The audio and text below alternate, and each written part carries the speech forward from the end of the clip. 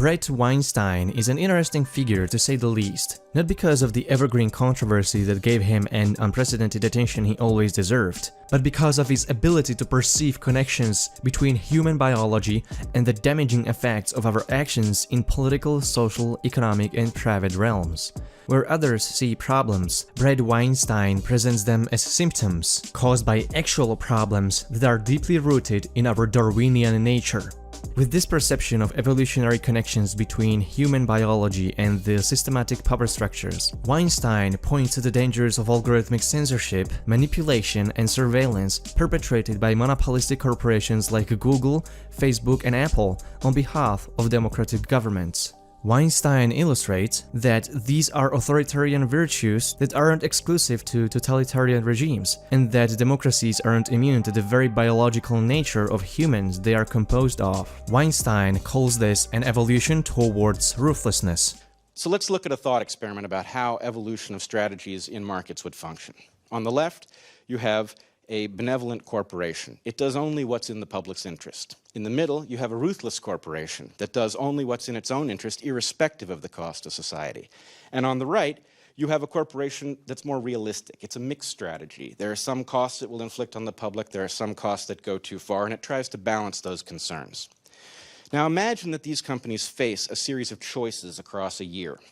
Occasionally, those choices will make what's good for society exactly the same as what is good for the company, in which case, what we get is no competitive advantage. They're dead even in competition. But most choices aren't going to look like that. There will be equally rare ones in which what's good for society is exactly the opposite of what is good for the company, in which case only the ruthless corporation can profit from the opportunity. But the common case will be somewhere in between. And in this case, we see why evolution in the market is producing some of the phenomena we're experiencing. In the case that what is good for the company is somewhat different from what is good for society, the ruthless corporation has the greatest advantage. Why? Because it can do anything it wants. And the corporation that is bound by what's good for society can't do anything. The corporation that tries to balance these concerns finds that it competes best with the ruthless corporation the more ruthless it becomes, and the outcome is predictable.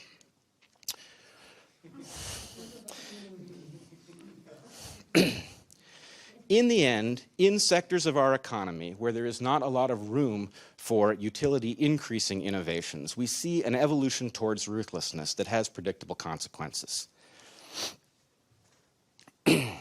And that has interacted with what I will claim is the central flaw in our system. And when I say system, I mean our global system, with the US at its head.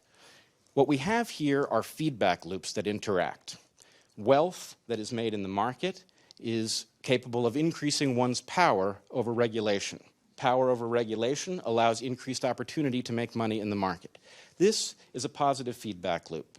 That should scare any engineer or biologist, because positive feedback loops that are not bounded by some negative feedback force are unstable. They detonate, they explode. In our case, this feedback loop has re-engineered our system cryptically and turned it into an engine for the concentration of wealth and power. And it has installed amongst an unelected group of very powerful and wealthy people effective veto power over any attempt to change from the status quo. We can take this concept to understand how the government has built a massive surveillance state by relying on the emergence of monopolistic megacorporations that homogenize and centralize the nationwide network to make it more susceptible to surveillance attacks. You could have hundreds of Unix-like distributions built into computer devices by default, essentially erasing all single points of failure. Or you could enable a Microsoft and Apple duopoly in the desktop systems, and Google and Apple duopoly in mobile operating systems, and make secret surveillance cooperation arrangements with each of them. It's only natural for a multi-billion-dollar spying agency with secret budget to seek a system that enhances their power structure. A diverse cyber system would be much more secure and resilient to attacks, and would render the existence of the NSA too costly and redundant, and thus, just like any other government agency competing for public resources, directly benefits from pushing for a discourse that makes building a system that needs their existence possible. On September 1st, 2017, Jordan Peterson and Bret Weinstein sat down with Joe Rogan to discuss their perspectives on personal motives behind Adolf Hitler's authoritarian ruthlessness. This debate took many interesting turns. One of them in particular was Weinstein's short hint at the dangers of corporate manipulation of social discourse and algorithmic censorship of behemoths like Google. That, we've heard this many times recently about the Trump administration, about if he's impeached, that there will be some sort of a civil war. I believe Roger Stone said that. Like, this thought is so terrifying that we literally cannot do anything to stop some sort of physical confrontation with weapons if we disagree ideologically, that it's going to happen. Well, first of all, there's a lot we can do. And Sure. in fact, one of the other things about the evolutionary toolkit is that I believe we have exactly the tools for navigating this puzzle. They're built into us also, in addition to this latent program.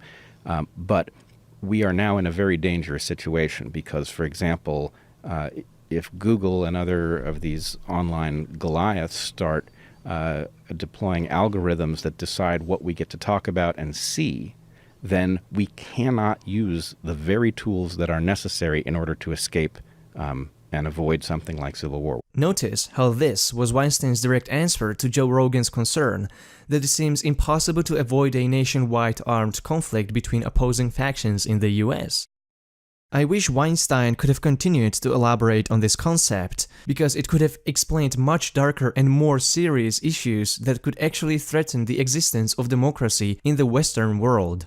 Unfortunately, this was only a brief mention of a much larger concept that Weinstein didn't return to for the rest of the debate to stay more focused on other issues they were discussing at the time. But the issue of concentration of control over the internet by tech monopolies is much more central than many people see. Many people just focus on the free speech aspect of this, but in Weinstein's logic, censorship is only a symptom. The real problem is the surveillance economy built by corporate monopolies abusing our trust in their products. The reason why privacy is the more severe issue is that the level of censorship we are dealing with in our time seems to have an intentional direction, which wouldn't be possible without the architects of this censorship having bottomless access to the pool of data exposing how everybody develops their thoughts in private, where users trust companies wouldn't use this private information against them. In another podcast, Weinstein had a chance to return to and expand on his idea a little bit further,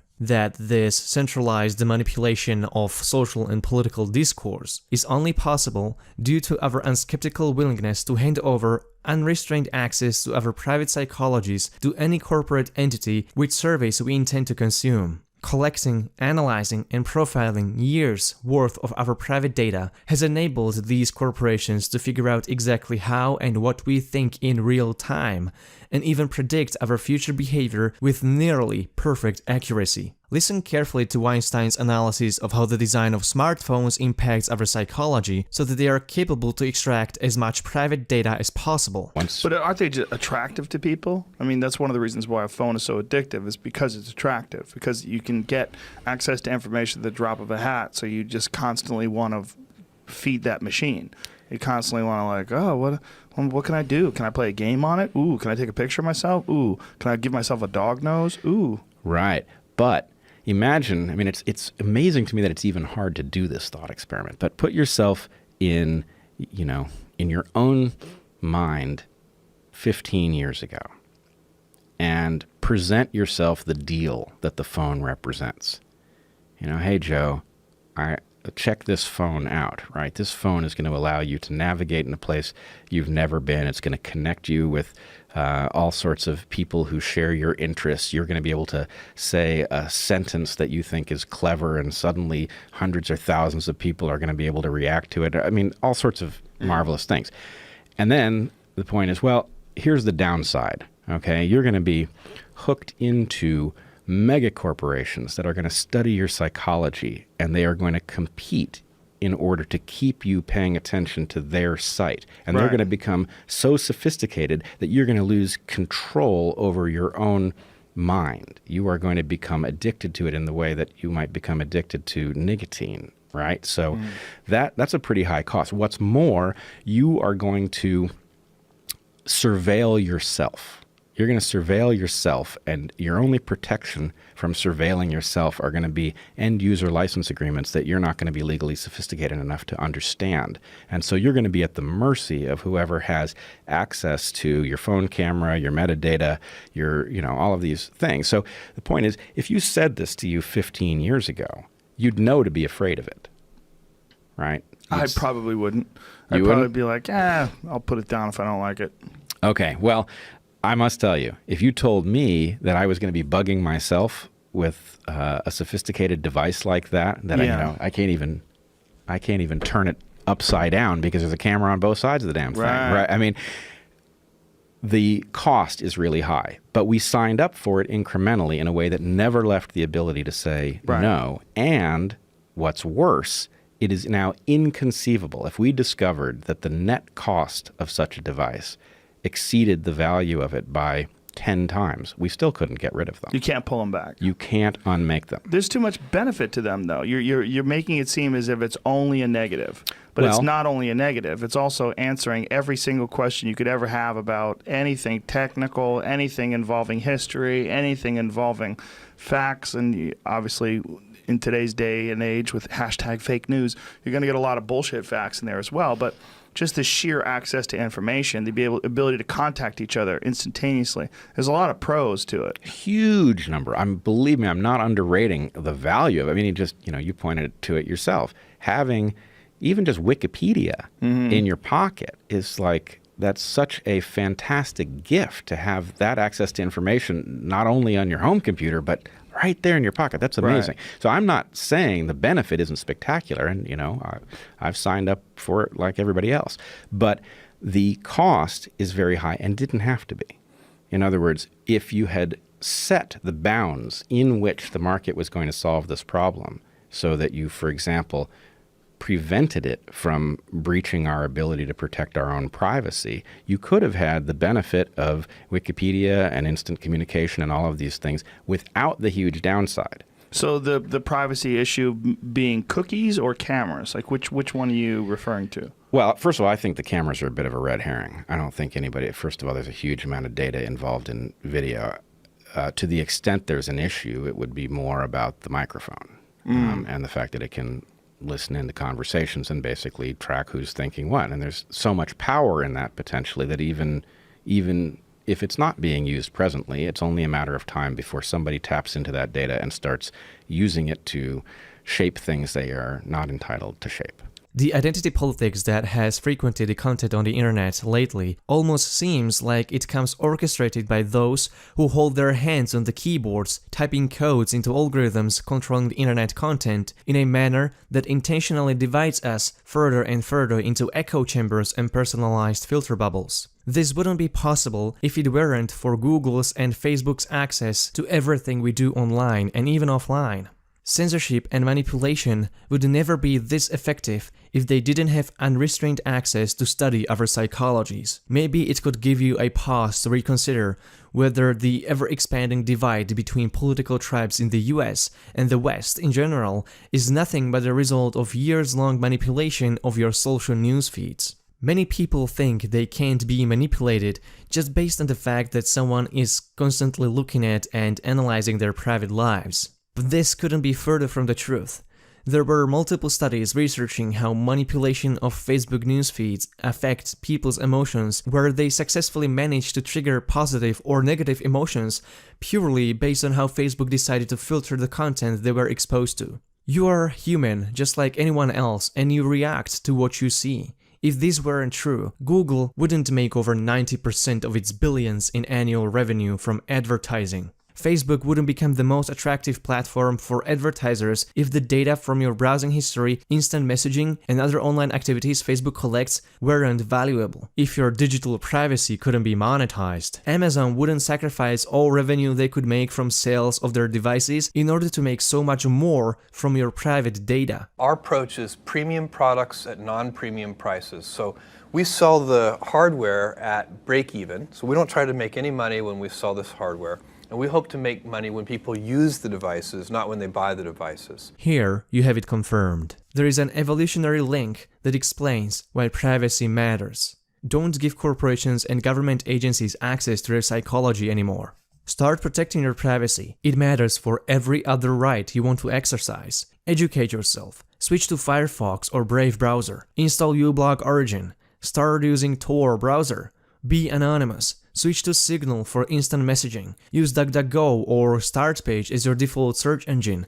Sign up for ProtonMail or Tutanota. I have plenty of tutorials on my channel, so feel free to use them to the full extent. You can't have freedom of speech without a private realm where you can uninterruptedly develop your speech without judgment. In the days of algorithms deciding what you can see and say, and AI power concentrated within a few tech monopolies, censorship happens way before you even express your speech. It happens by profiling your psychological processes in private so that they can easily manipulate your expression you make in public.